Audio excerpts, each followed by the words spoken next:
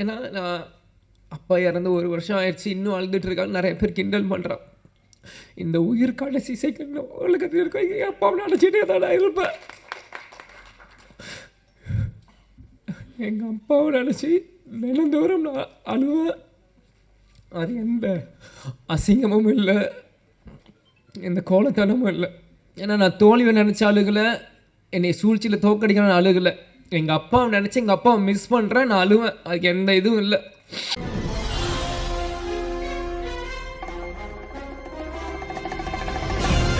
அனைவருக்கும் வணக்கம். கேப்டன் பிரபாகர் இந்த படம் பார்த்தீங்கன்னா உண்மையிலேயே ஒரு தமிழ் சினிமாவில் ஒரு எவர்கிரீன் படம். இன்றைக்கும் ஒரு அசைக்க முடியாத ஒரு டைட்டில்.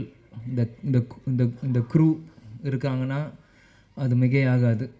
அன்றைக்கி கேப்டனும் சரி, பாப்பானா லைக் ராவுத்தர் சாரை வந்து நான் சின்ன வயசுலேருந்து பப்பா அப்படின்னு கூப்பிடுவேன். அது ஏன்னு எனக்கும் தெரியாது, அது பப்பான்னு தான் அவரை நான் கூப்பிடுவேன். அது பாப்பான்றது வந்து சின்ன வயசில் பப்பாவாக மாறிடுச்சு எனக்கு தெரியல, அதனால் அதை அப்பான்னு தான் அவரை நான் கூப்பிடுவேன். ஸோ கேப்டனும் ராவுத்தர் பாப்பாவும் 2 பேரும் ஒரு மிகப்பெரிய ஒரு படத்தை உருவாக்குறதுக்கு முக்கியமான காரணமாக இருந்த செல்வமணி சாரும் இந்த நேரத்தில் நான் சொல்லிக்கிறேன். இந்த கேப்டன் பிரபாகரன் நீங்கள் பார்த்தீங்கன்னா இது கேப்டனோட 100வது படம். ஆனால் கேப்டன் மறைந்து ரீரிலீஸ் ஆகி இது கேப்டனோட முதல் படமாக நம்ம எல்லாருமே அதை கொண்டாடணும். கேப்டன் நடித்தது 156 படம், அதில் 100வது படம் கேப்டன் பிரபாகரன் தான் இது முதல் படம். இதே மாதிரி இன்னும் அவர் நடித்த 150 படத்துக்கு மேலேயும் இனி ஒரு வருஷம் அதை ரீரிலீஸ் பண்ணி இப்போ இருக்க யங்ஸ்டர்ஸ்க்கும் இப்போ இருக்க ஜென்ரேஷன் அது மாதிரி ஜென்சி கிட்ஸ் அப்படின்னு சொல்கிற மாதிரி இப்போ இருக்க ஜென்ரேஷன்ஸ்க்கு அன்றைக்கி கோல்டன் பீரியடில் சினிமா இன்றைக்கி வந்து டிஜிட்டலாக இருக்குது. அன்றைக்கி ரீல் காலத்தில் ரீல்ஸ் செல்வமணி சார் சொன்ன மாதிரி அன்றைக்கி எப்படிலாம் கஷ்டப்பட்டு இந்த மாதிரி ஒரு படைப்பை உருவாக்குனாங்களோ இன்னி இருக்க ஜென்ரேஷன்ஸ்க்கும் ஃபிலிம் இன்ஸ்டியூட் ஸ்டூடெண்ட்ஸ்க்கும் இது ஒரு கேஸ் ஸ்டடி மாதிரி இந்த படங்கள் ரீரிலீஸ் பண்ணும்போது தான் அப்பற்பட்ட 80s 90s அந்த இருக்க டைரக்டர்ஸ் ப்ரொடியூசர்ஸில் எப்படிலாம் கஷ்டப்பட்டு ஒரு படத்தை எடுத்தாங்களோ இப்போ இருக்க யங்ஸ்டர்ஸ்க்கு அது நிச்சயமாக அது புரியும். இன்றைக்கி இந்த கமலா சினிமாவிலேருந்து நம்ம பேசிகிட்டு இருக்கோம். வரும்போது முதல்ல அந்த கமலா தேட்டர் ஓனர் வந்து நீங்கள் வெல்கம் டு கமலா அப்படின்னு சொன்னார். சின்ன வயசுலேருந்து கேப்டன் படங்கள் எத்தனையோ படங்கள் கமலா தேட்டரில் விசில் அடித்து நான் பார்த்துருக்கேன். ஞாபகம் இந்த தேட்டர் எனக்கு கொடுக்குது. பிறகு ராவுத்தர் பப்பாவும் கேப்டனும் எப்படிலாம் ஒரு ஃப்ரெண்ட்ஷிப்பாக இருந்து பல படங்கள் அவங்க தயாரித்தாங்க. அதில் 60-70% எல்லாமே மிகப்பெரிய ஒரு ஹிட் அந்த படங்கள் எல்லாமே. அதே மாதிரி பார்த்தீங்கன்னா கேப்டன் பிரபாகர் டெக்னீஷியன்ஸ் அப்படின்னு பார்த்தீங்கன்னா இன்றைக்கி இவங்க எல்லாருமே சினிமாவின் ஜாம்பவான்களாக இருக்காங்க. நம்ம எல்லாருமே ஒரு டைம் ட்ராவல் பண்ணி ஒரு 34 இயர்ஸ் முன்னாடி போவோம். இன்றைக்கி எப்படி அவங்களாம் அன்றைக்கி இருந்திருப்பாங்களோ இன்றைக்கி அதே வேகத்தை அதே உத்வேகத்தோடு தான் ஒவ்வொருத்தங்க பேசும்போது அவங்க நான் கண்ணிலையும் அவங்க இதில் நான் பார்த்தேன். இன்றைக்கி ஏன்னா இந்த படத்தோட ஃபைட் மாஸ்டர் சுப்ரசூரியன் சாராக இருக்கட்டும், கேமராமேன் ராஜராஜன் சாராக இருக்கட்டும், ஏன்னா எல்லாருமே எனக்கு சின்ன வயசுலேருந்து எனக்கு பரிச்சயம். எனக்கு எல்லாருமே தெரியும். கேப்டன் இங்கே இருக்க ஒவ்வொருத்தரும் மேடையில் இருக்காங்க. இந்த படத்துக்காக உழைச்ச ஒவ்வொருத்தையும் கேப்டன் எப்படியெல்லாம் அவங்கள வந்து இன்றைக்கி இவங்க எல்லாருமே கேப்டனை பற்றி புகழ்ந்து பேசுகிறாங்க. ஆனால் கேப்டன் ஒவ்வொரு நாள் ஷூட்டிங் முடித்து ஒவ்வொரு ஷார்ட்லேருந்தும் இன்றைக்கி எப்படி ஃபைட் நடந்து எங்களை எல்லாருமே கூப்பிட்டு எங்களுக்கு சொல்லுவார், அப்பா எப்படிலாம் இந்த படத்தை நாங்கள் பண்ணியிருக்கோம். ஏன்னா இன்றைக்கி மன்சூர் அலி சார் அண்ணன் சாராக இருக்கட்டும், இன்றைக்கி செல்வமணி சாராக இருக்கட்டும், லைக்கத் அலி அண்ணன் சாராக இருக்கட்டும், எல்லாருமே இன்றைக்கி என்னென்ன பேசுகிறாங்களோ இது எல்லாமே எனக்கு தெரியும். ஏன் இதை நான் சொல்கிறேன்னா அப்பா வந்து இது ஒன்றுமே எங்கள்கிட்ட வந்து சின்ன வயசில் எங்களுக்கு வந்து ஷேர் பண்ணுவார். எல்லாமே இன்றைக்கி ஷூட்டிங்கில் என்ன நடக்குது, இன்றைக்கி எப்படி அந்த ஷார்ட் இன்றைக்கி எப்படி நடந்தது அப்படின்ட்டு. ஸோ இது எனக்கு வந்து ஒரு டைம் ட்ராவல் ஆன மாதிரி தான் எனக்கு இருக்குது. இன்றைக்கி ஒரு 30 வயசு மேலே எனக்கு வந்து நான் பேசுகிறப்போ அன்றைக்கி நான் குழந்தையாக இருந்தப்போ எனக்கு என்னெல்லாம் இந்த படத்துக்கு பண்ணாங்களோ எல்லாமே எனக்கு வந்து டைம் ட்ராவல் இருக்கிற மாதிரி இன்றைக்கி இருக்குது. அன்றைக்கி இருந்த இளைஞர்கள் இன்றைக்கி ஜாம்பவான்களாக இருக்காங்க. இந்த பொறுப்பு இன்றைக்கி இருக்க இளைஞர்களுக்கு நம்ம வந்து இந்த படத்தை நம்ம தூக்கி கொண்டாடணும். இது நம்மளோட பொறுப்பு. ஏன்னா இப்படி இருக்கும்போது தான் இந்த மாதிரி பல படைப்புகள் இன்றைக்கி இருக்க யங்ஸ்டர்ஸ் பார்க்க முடியாத படங்கள் இன்றைக்கி திரும்பி வரும்.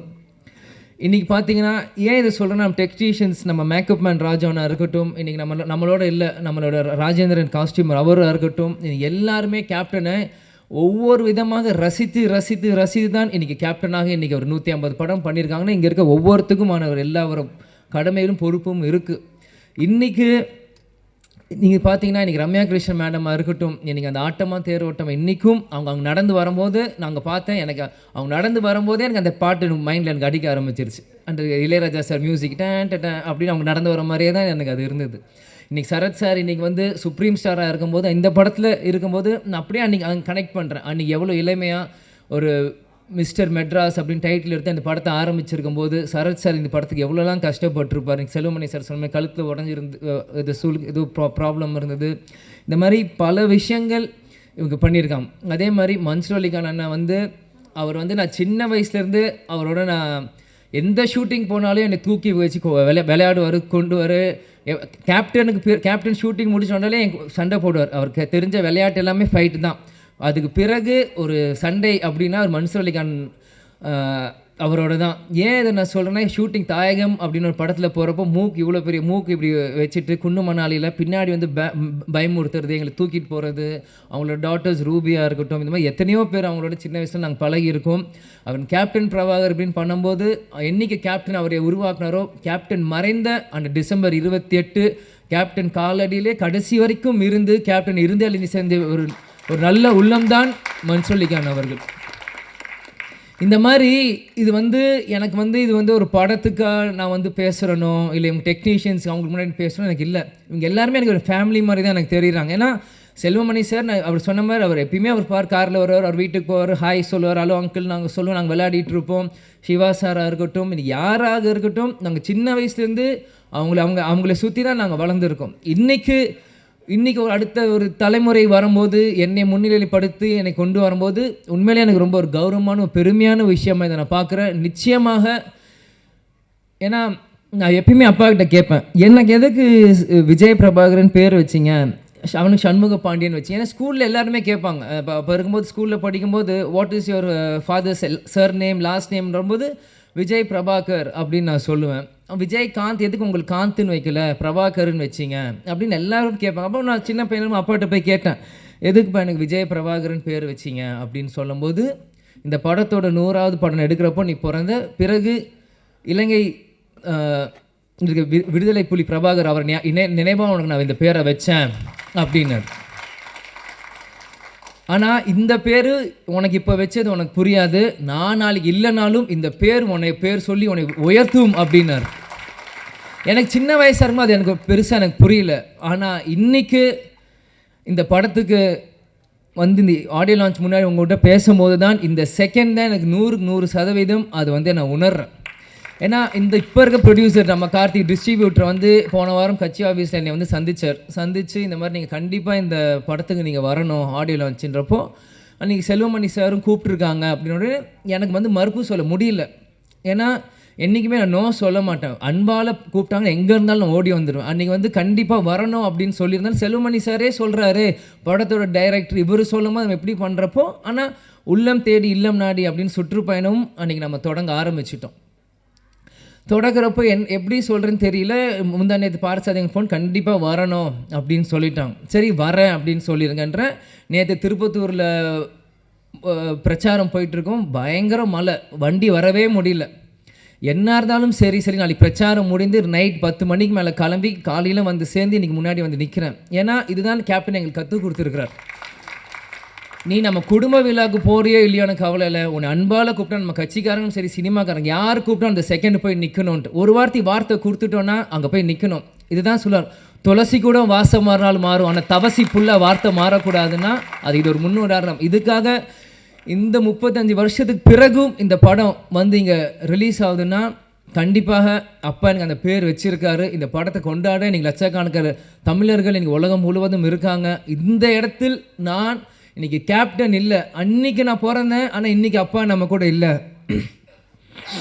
இருந்தாலும் நம்ம அந்த இடத்துல போய் நிற்கணும், கேப்டனுக்கு பதிலாக நம்ம அங்கே போய் இருக்கணும். இந்த படத்தை கேப்டன் இல்லாட்டியும் எங்கள் அப்பாவை இந்த விஜய் பிரபாகர் நான் கொண்டாடுறோம் இந்த யூனிட்டோட சேர்ந்து இன்றைக்கி நான் வந்து இருக்கேன். அம்மா கூட சொன்னாங்க, எதுக்கு ஷம்மு தான் சென்னையில் இருக்கா போட்டேன். இல்லை நான் போகிறேன், நான் வரேன்னு சொல்லிட்டு நான் போகிறேன், எவ்வளோ தூரமாக இருந்தாலும் சரி நான் வரேன். முடிச்சுட்டு நாளைக்கு காலை நான் திரும்பியும் வந்து சுற்றுப்பயணம் நான் கலந்துக்கிறேன். ஆனால் இன்றைக்கி மற்ற இந்த படம்னா கூட நான் யோசிச்சிருப்பேன். ஆனால் இந்த டைட்டில் இந்த கேப்டன் பிரபாகருக்கு இந்த விஜய் பிரபாகர் கண்டிப்பாக வரணும். அப்பா இல்லாத நேரத்தில் இந்த விஜய் பிரபாகர் கண்டிப்பாக இங்கே இருக்கணும். அப்படின்னு சொல்லி வந்து இந்த விழாவில் நான் பங்கேற்றதுக்கு எனக்கு உண்மையிலே ரொம்ப சந்தோஷமாகவும் பெருமையாகவும் இருக்குது. நான் வாழ்ந்த இந்த வாழ்க்கைக்கு முதல் பலன் நான் அடைஞ்சிட்டேன் அப்படின்னு தான் நான் நினைக்கிறேன். ஏன்னா சின்ன வயசுலேருந்து எல்லாருமே என்னை வந்து பிரபாகரன் பிரபாகரன் பிரபாகரன்ற போது நீ அந்த படத்தப்போ பிறந்த அப்பாங்க இல்லை இல்லை நான் எமோஷன் ஆகக்கூடாதுன்னு தான் இருக்கேன்.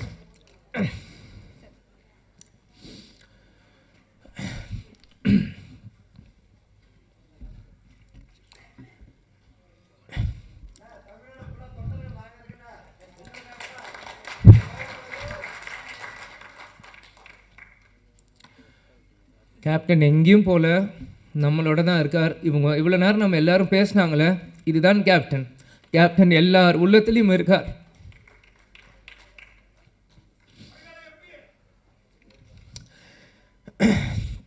அதெல்லாம் எனக்கு முக்கியம் இல்லை. கடைசி வரைக்கும் நம்ம விஜயகாந்த் பையன்றது எனக்கு தெரியும்.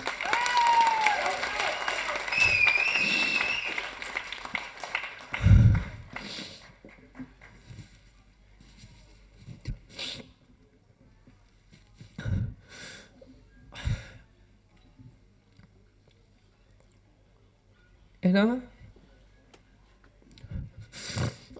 சிங்கம்புலி என்ன சொன்ன மாதிரி தான் தமிழ்நாடு ஒரு நல்ல தலைவரை இழந்தது.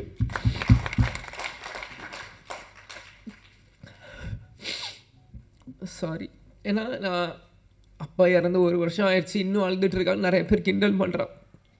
இந்த உயிர் கடைசி செகண்ட் உலகத்தில் இருக்க எங்கள் அப்பாவை நினச்சிட்டே தான் இருப்பேன்.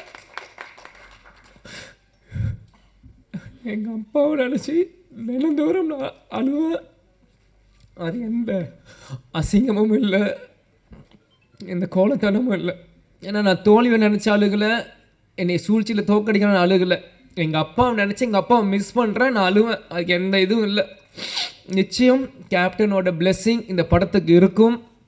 அங்கே இருக்க ஒவ்வொரு ஃபோட்டோவும் என்னோடய ஸ்கூல் புக்கில் நான் படிக்கும்போது எங்கள் அப்பாவோட ஃபோட்டோ ஒவ்வொருத்தையும் எங்களோட ஒரு நோட்லேயும் எங்கள் அப்பாவோட ஸ்டிக்கர், இந்த படங்கள் நான் வரும்போது இது எல்லாமே நான் பார்த்தேன். கேப்டன் அந்த ட்ரெயின் ஃபைட்டில் அந்த குதிரையில் வந்து அந்த ரெட் கோட்டில் போட்டு சண்டை போடுறதா இருக்கட்டும், குதிரையில் வரதா இருக்கட்டும், ஒன்றும் என்னோட எல்லா 150 படங்கள் நீங்கள் இன்னைக்கு கூட நீங்கள் எந்த படம் ஒரு செகண்ட் இந்த ஒரு சின்ன சீன் காமிச்சிங்கன்னா கூட இது கேப்டனோட எந்த படம் நான் சொல்ல முடியும். ஏன்னா சின்ன வயசுலேருந்து எங்கள் அப்பாவை ரசித்து ரசித்து ரசித்து ரசித்து எனக்குள்ளே ஏற்றிக்கிட்டு இந்த இடத்துல நம்ம நிற்கிறேன்னா கேப்டன் எங்கேயும் இல்லை, நம்ம கூட தான் இருக்கார்.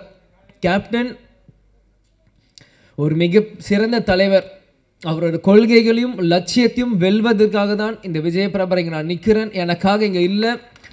நிச்சயம் இந்த படம் 100 நாட்கள் மேலே ஓடணும். அதுக்கு அந்த சப்போர்ட் மீடியா பர்சன்ஸும் சரி, தொண்டர்களும் சரி, ரசிகர்களும் சரி, இப்போ இருக்க ஜென்ரேஷன்ஸ் எல்லாருமே இந்த சப்போர்ட் நீங்கள் பண்ணணும்னு நான் கேட்டுக்கிறேன். அதனால் எல்லாருக்கும் நன்றி. சாரி, நான் அழுதுக்கூட சொன்னேன், அழுது மன்னிச்சிக்கோங்க. அதே மாதிரி இவ்வளோ நேரம் மீடியா பர்சன்ஸ் இருந்தீங்க, 11 ஆச்சு. உங்களுக்கும் இந்த நேரத்தில் நன்றியை நான் தெரிவித்துக் கொள்கிறேன். குரூக்கும் நன்றி. நன்றி, வணக்கம். Thank you. Thank you so much sir. வாழ்த்துக்கள். நன்றியுரை வழங்குவதற்காக ராவுத்தர் ஃபிலிம்ஸ் தயாரிப்பாளர் திரு அபுபக்கர் அவர்களை அன்புடன் அழைக்கிறோம்.